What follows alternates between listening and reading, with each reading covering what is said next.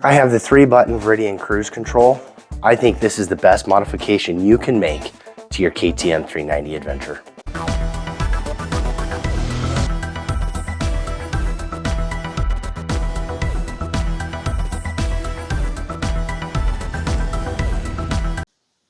Hey, how's it going? Welcome to my channel. Voice hurts right now. I've been sick, so I'm going to keep this brief. I have the Veridian Cruise Control for the KTM 390 Adventure, and I am going to get this installed. I've had it probably 4 or 5 months. I just haven't had a chance to get around to do it. It's winter now, so now's the right time. To do this install, it requires a lot of teardown. I've got to remove the tank, a lot of fairings and things like that. So I'm not going to show doing all that. I've done that enough in some other videos.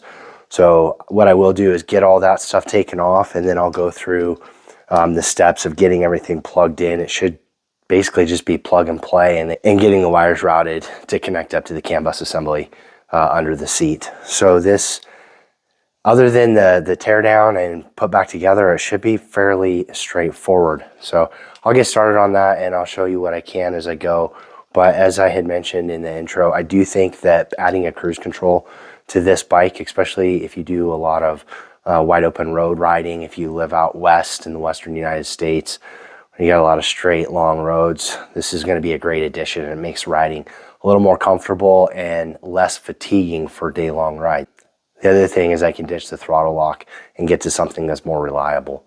So let's get to it. Sorry, my voice is really bad. If you haven't taken these wings off before, there's a screw at the top, and there's these little tabs here that just set in here. So when you get the screw out, just pull these up and they'll come out. That might not be intuitive if you haven't taken these out before, so I just want to make a quick note of that. All right, pulling this centerpiece off, there's some bolts down the bottom, but once you get that off, it's just some tabs that are holding it in place at the top. So I said to use a screwdriver just to pry this and pop it off, and then that way, once this comes off, then the rest of the housing around the light can be removed. All right, I'm just about ready to pull the headlight assembly out. I just wanted to make a note.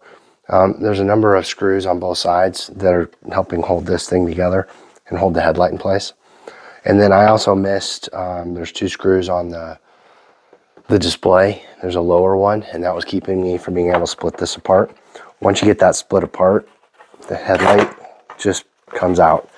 And once that comes out, now we have access to all the wiring inside here, and we can get started on getting the cruise control installed. So let's get to that. Here's just a really quick tip. There's 2 bolts on either side of this bracket here. Pull these out, and this gives you the ability to rotate this, and then you can run your cable up underneath here and get it tucked in. When this is in place, there's not a lot of room to get that tucked in. So pull those 2 bolts, and then you'll have a place to get your cable ran through really quickly. I'll just put that right back down. All right, from what I can tell, the throttle position sensor is this white connector here that's located on the right side of the housing on this mounting here with a zip tie around it. There are some plugs in the entry behind the light that look like they would fit this, but they are not the right ones. And I think the instructions could have been a little bit better showing exactly where this was. It just says the white one, but it is on the right side of the housing. So I basically had to remove the entire housing in order to get access to this. All right, so I have this plug apart. I'm gonna plug this in, and then I've got to try to get all this stuff put back in here. Get this plugged in. Okay, so now it's all plugged in. Just to try to get this tidied back up the best I can, because there's a lot going on in this headlight assembly.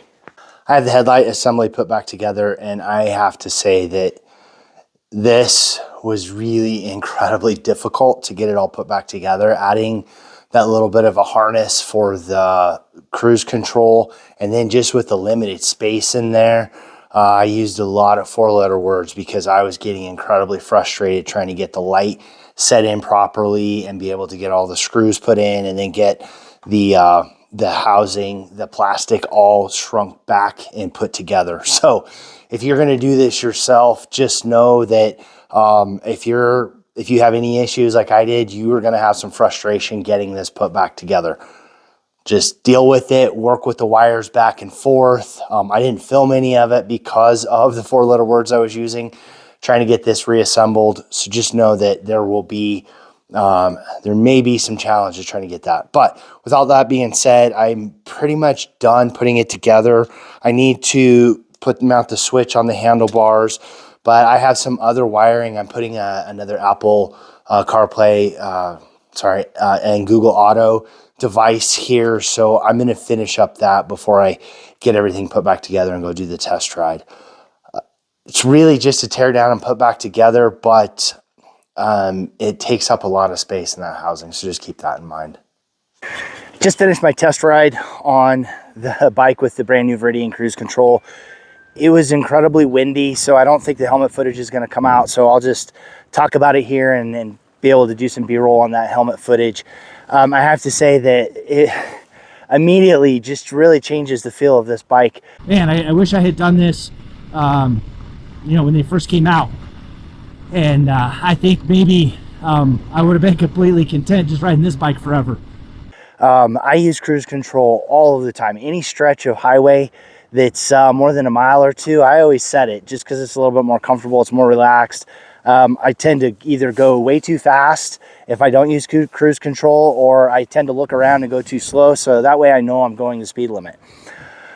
Now, I said this is a 3-button setting in the beginning. It's a 3-button controller, and it has set, it has cancel, and it has resume on there. So I'm kind of playing around figuring out how to use that. But functionally, it seemed to work just fine, getting it set and being able to adjust it. Now with cruise controls, you have to be able to cancel that without hitting the button and knowing that if you hit the brakes or anything else, that is going to cancel it. For me, I just do a 1 tap on the front brake, and that will cancel the cruise control. Tested it, works perfectly. And the reason why I always hit the front brake and just give it a tap with my finger is it'll turn on the brake lights just a quick amount. So if there's someone behind me, it'll catch their attention real quick, as opposed to doing a cancel on the buttons itself. So my recommendation is anytime you're canceling cruise control on any bike, give that front brake a quick tap. It'll cancel the cruise control and alert people behind you that you're slowing down. The other thing that I recommend that you do with this, that I'm going to do, is this bike is happiest above 5,000 RPM. If you're going to use the cruise control, I would not set it if your RPMs are below 5,000, because if you're going up and down hills, you're going to make the bike work a lot harder to be able to keep its speed, and it may not be able to do it.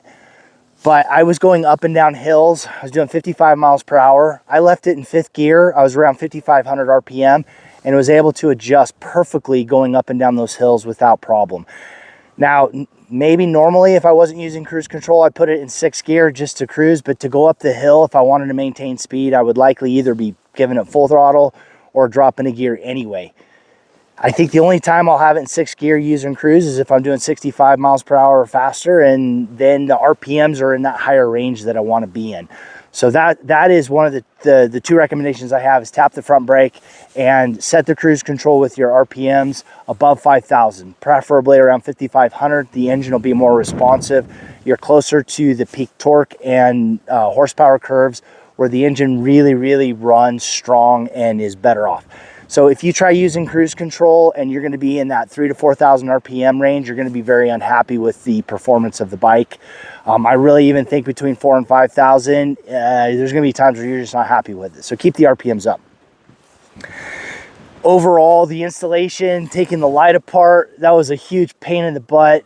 Getting it reassembled, I really struggled with that. I didn't film it like I mentioned before, but if you take your time and you're patient putting everything back together, it's not a big deal.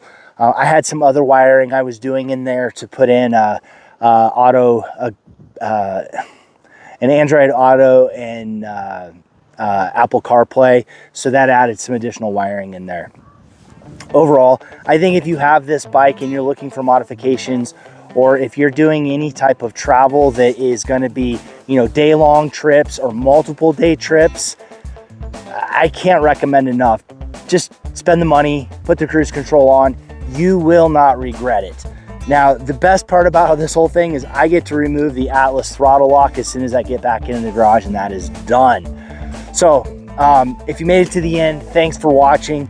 If you have experience with the Veridian Cruise Control, whether it is on the KTM 390 Adventure or any other bike, leave your experience in the comments below. So for those viewers that are considering this or trying to weigh out whether or not they want to add cruise control, they can see what your experience is as well.